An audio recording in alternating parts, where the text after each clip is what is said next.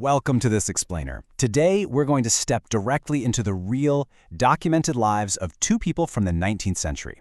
We are digging into the true, absolutely fascinating story of Edward Hildreth and Sophia Newton. It's a tale of romance for sure, but honestly, it's really a masterclass in how people actually built lives, secured their futures, and forged lasting partnerships in a rapidly changing world. I want you to just picture the scenario for a second.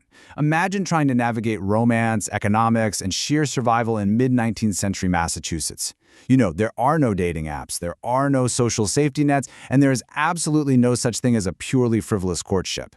Literally every single romantic decision you make carries this monumental economic and social weight. So how do you do it? Well, Edward and Sophia did it with incredible precision.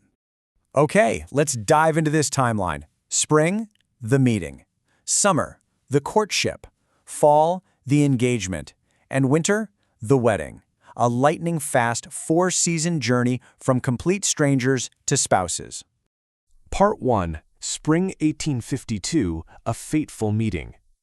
Our setting is the incredibly close-knit town of Northborough, Massachusetts, where, let's be real, everyone knew you business. On one side, we have Edward. He's 21, an ambitious tradesman shaping horn and ivory into combs. On the other side is Sophia. She's just 17, living a highly protected life with her widowed mother, who worked as a seamstress. They're of modest means, and her mother's keeping a very, very watchful eye on anyone who even looks at her daughter. Notice that Edward is boarding with his older brother Milo. Now, this wasn't just a convenient way to save a few pennies on rent. In 1852, a young, unmarried tradesman needed community respectability to establish himself. Living with family provided this solid home base and proved to the town, and especially to highly protective parents like Sophia's mom, that he was grounded, accountable, and totally serious about his future. Part 2. Summer 1852. The strict courtship. So Edward starts making his moves, shifting from these strategic accidental meetings into formal courtship. And let me tell you, this was not casual dating. First, Edward had to make a formal call on Sophia's mother. Then, they were allowed strictly chaperoned parlor conversations about safe topics, like the weather. Finally, they graduated to chaperone walks after church. These deliberate, almost gamified steps required absolute patience and boundless creativity just to steal a meaningful glance. And while Edward is sitting in that parlor, Mrs. Newton is silently running him through a rigorous background check. She used the small-town Northborough network to heavily scrutinize his moral character and his economic viability. Did he drink to excess? Was he known for honest dealing? Could he actually provide for her daughter with his comb-making trade? He had to pass every single test before things could proceed. And this brilliantly illustrates a really fun truth about human nature. Edward finding reasons to be exactly where Sophia was running errands at the dry goods store, that was their version of checking someone's location today.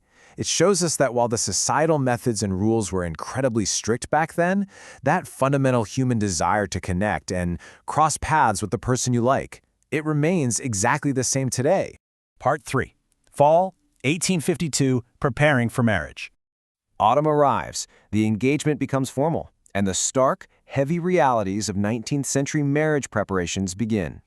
For Sophia and her mother, fall was completely defined by the trousseau, hemming sheets, stitching quilts, assembling linens.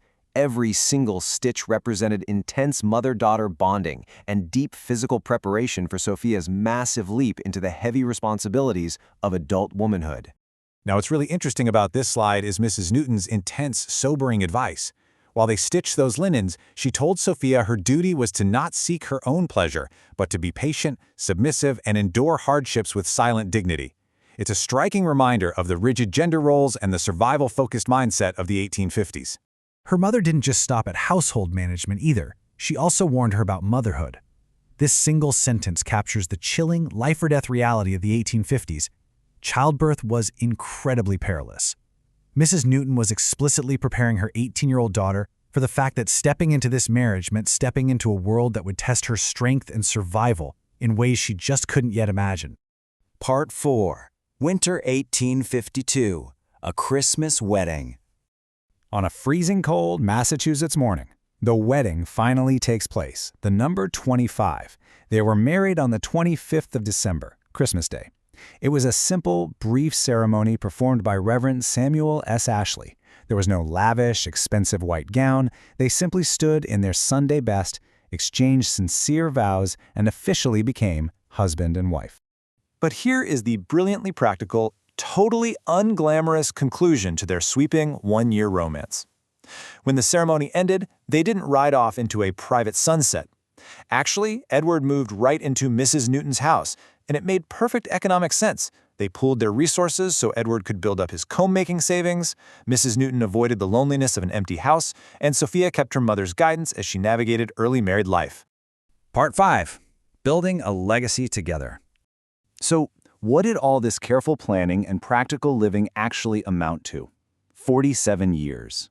Edward and Sophia's partnership lasted until Edward passed away in 1899. That is nearly 5 decades of surviving immense joys and deep sorrows together. They raised a daughter, Hattie, but they also faced unimaginable heartbreak, like the tragic loss of their 4-year-old son, Clarence. They weathered the absolute hardest parts of life side by side. When you look at the entirety of their marriage, it becomes crystal clear that this story wasn't just a sweet romance. It was a resilient survival strategy in a rapidly changing world. By building their relationship on foundational trust, rigorous economic pragmatism, and shared values, they created a deep partnership capable of carrying shared burdens. They didn't just fall in love, they built an unbreakable team. I want to leave you with a thought to chew on. We don't court in chaperone parlors anymore, and we definitely have dating apps instead of timing walks to the dry goods store. The rules of the game have entirely changed. But when you look at the deep trust, the sheer pragmatism, and the shared values that Edward and Sophia relied on, have the true foundations of a lasting partnership really changed at all? Thank you so much for exploring this history with me today in this explainer. See you next time!